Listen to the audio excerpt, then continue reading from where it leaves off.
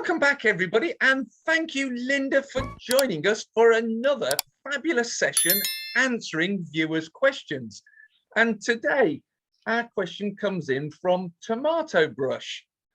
Unusual handle. I trust he's a property investor developer of some sorts, but he seems to know what he's talking about, and I like his thinking, Linda, or her thinking.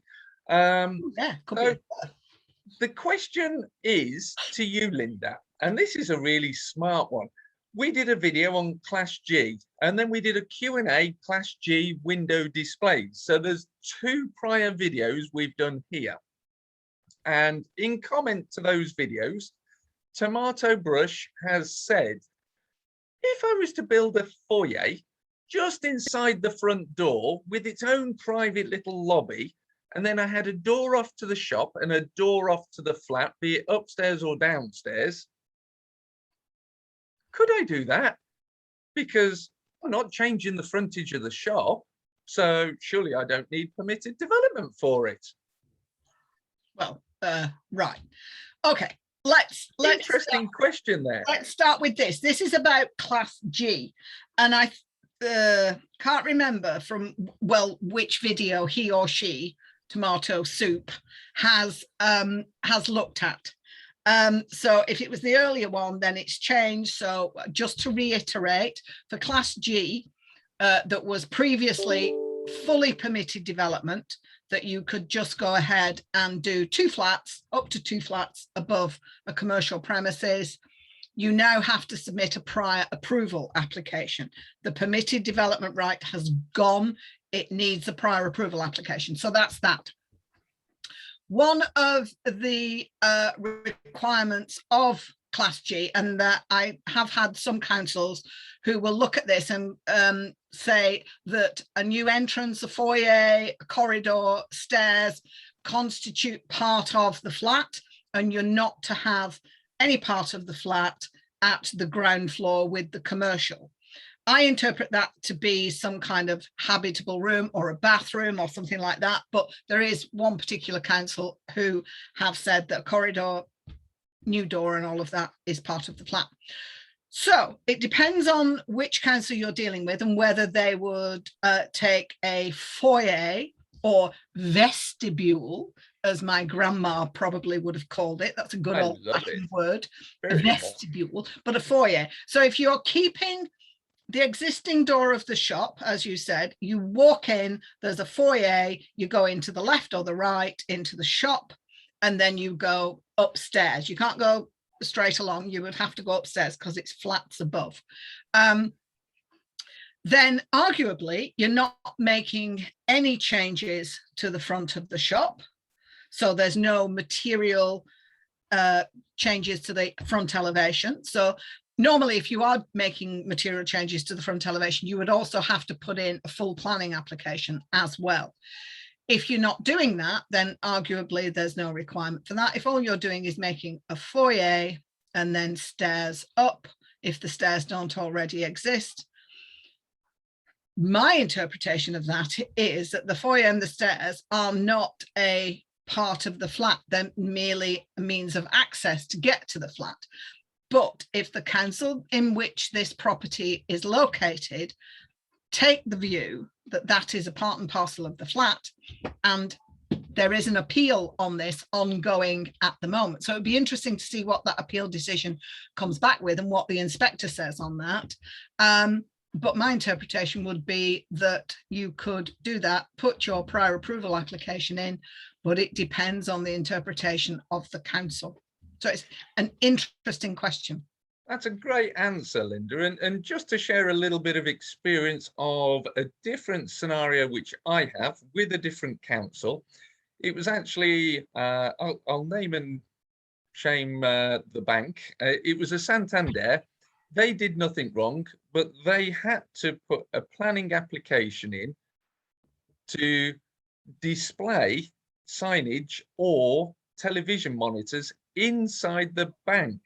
Now, if something is visible from the outside, some councils deem that they want a planning permission because it's visible from the outside. Now, your to incorporate this to a global audience, Linda's done the older generation. I've quoted tomato brush, but I'll refer to it as a lobby. If we were to create a lobby for our international audience out there, then that lobby is visible. We've got an international audience.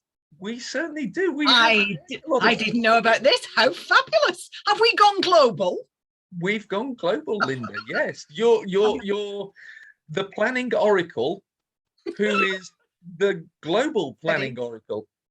Ooh, viral. I hope not. There's some cream for that, Linda. Yeah. Back on the planning front anyway. Yes.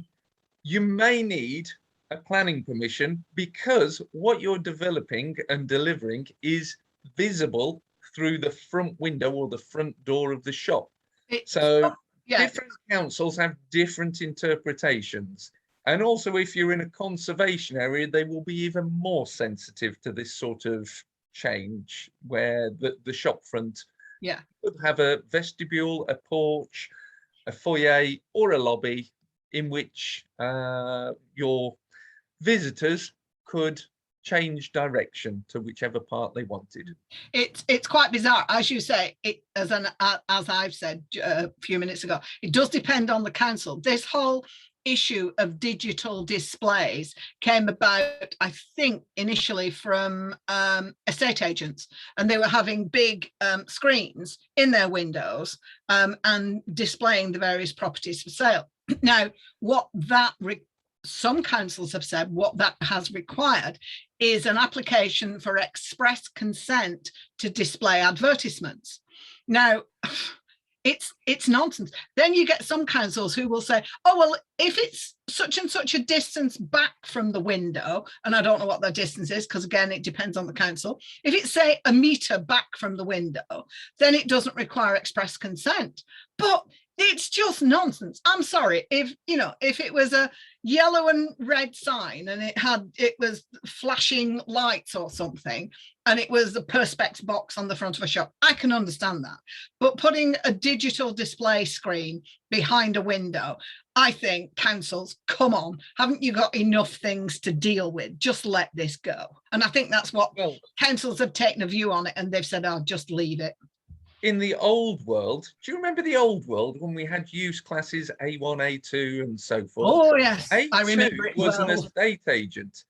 So by very nature of the fact that it's an A2, and in this case it was a bank, which is also an A2, they know what they put in their shop windows, because they don't have nice shirts to put in a shop window, or pretty dresses, or fluffy teddies. They have properties, and their business is advertising, or it's sticking some marketing in to sell a mortgage or a life insurance, a pension. So come on, get real, councils. Get in the 21st century with us. Thank goodness they're all use class E now. We did a great video on use class E here, didn't we? Now, if you've got a question, Linda, that was a fantastic answer. We would love to hear from you. Drop your comments below, share this with your friends, and by all means link to it on social medias to help other people who might have similar problems. And also, if you need some help, Linda is a fantastic planning expert. Reach out to her on LinkedIn. Her details are just below. Linda, thank you once again. Excellent answer. I love working with you. Thank you. Lovely to see you all. Come back soon. Bye.